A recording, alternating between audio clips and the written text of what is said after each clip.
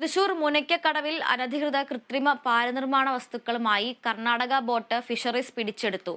കടലിന്റെ അടിത്തട്ടിലെ ആവാസയിടങ്ങൾ കൃത്രിമ പാലുകളാൽ നശിപ്പിക്കപ്പെടുന്നതായി മത്സ്യത്തൊഴിലാളികൾ നൽകിയ പരാതിയിൽ നടത്തിയ പരിശോധനയിലാണ് ബോട്ട് പിടിച്ചെടുത്തത്. Azhikode fisheries, marine enforcement, Munakkakadavu coastal police അടങ്ങിയ സംയുക്ത സംഘം അർദ്ധരാത്രി ആഴക്കടലിലും തീരക്കടലിലും നടത്തിയ പരിശോധനയിലാണ് ബോട്ട് പിടിച്ചെടുത്തത്. കർണാടക ഉടുപ്പി മാൽപ്പെ സ്വദേശി വനജയുടെ ഉടമസ്ഥതയിലുള്ള ബോട്ടും അനുബന്ധ സാധന സാമഗ്രികളുമാണ് പിടിച്ചെടുത്തത്. ആഴക്കടലിൽ നിരവധിയിടങ്ങളിൽ കൃത്രിമ പാല് നിർമ്മിച്ചിരിക്കുന്നതിനാൽ പരമ്പരാഗത മത്സ്യത്തൊഴിലാളികൾക്ക് കടലിൽ സുഗമമായി മത്സ്യബന്ധനം നടത്താൻ കഴിയുന്നില്ല. പലപ്പോഴും വലകൾ കൃത്രിമ പാലുകളിൽ കുടുങ്ങി നശിച്ച് വൻ സാമ്പത്തിക നഷ്ടം സംഭവിക്കാറുണ്ട്.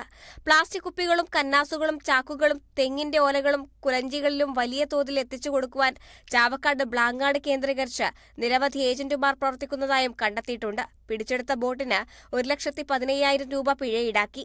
വരും ദിവസങ്ങളിലും സംയുക്ത സംഘത്തിന്റെ രാത്രികാല പരിശോധനകൾ ആഴക്കടലിലും തീരക്കടലിലും ഫ്ലാഷ് ലാൻഡിംഗ് സെന്ററുകളിലും ഉണ്ടായിരിക്കുമെന്നും ഫിഷറീസ് അറിയിച്ചു. Kerala vision news, Thrissur.